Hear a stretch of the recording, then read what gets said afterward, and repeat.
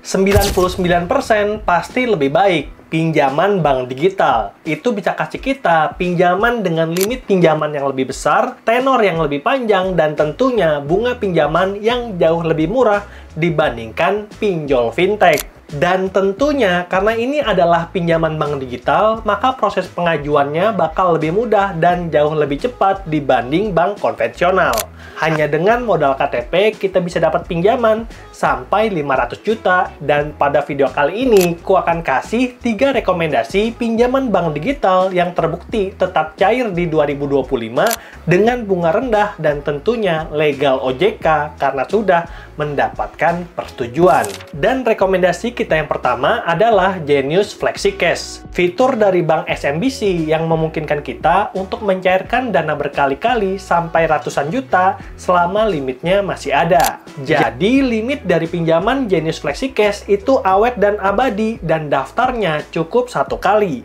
Begitu pelunasan, maka limitnya akan kembali bahkan dinaikkan secara otomatis kalau skor kredit kita itu bertambah. Dan aku pribadi baru aja naik limit dari 66,3 juta jadi 88 juta yang ku bisa alokasikan jadi Genius FlexiCash, Genius PayLater, dan juga kartu kredit Genius. Yang mana kartu kredit Genius itu aku suka banget karena bisa mengumpulkan Y-Point yang nantinya bisa ditukar dengan berbagai hadiah. Dan rekomendasi kedua adalah Tunaiku, platform pinjaman bank digital pertama yang diluncurkan pada tahun 2014 dan bisa bantu orang-orang yang unbankable.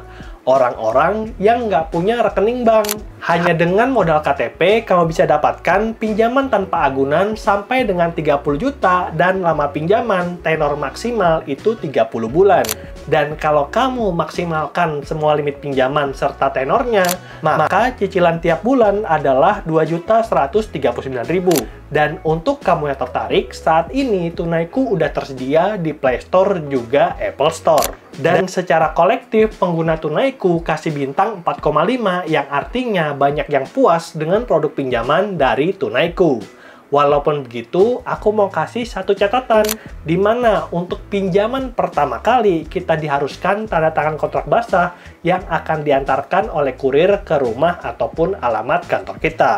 Baru nanti di pinjaman kedua baru bisa full digital, cukup OTP dan pinjaman langsung cair ke rekening kita. Nah, semoga ke depannya Tunaiku bisa menemukan cara agar dari pinjaman pertama udah 100% digital. Dan rekomendasi ketiga adalah SeaBank Pinjam yang merupakan produk dari SeaBank, bank digital yang ada dalam ekosistem Shopee.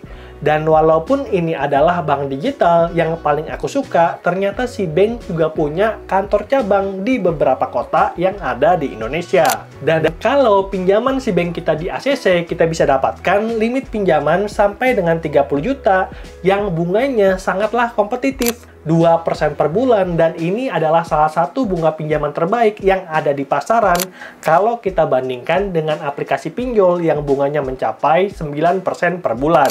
Jadi kalau kita pinjam di pinjol itu kita kena bunga 9% per bulan, di SeaBank Pinjam cuman 2%. Tapi sayangnya SeaBank Pinjam untuk saat ini hanya diberikan kepada pengguna terpilih.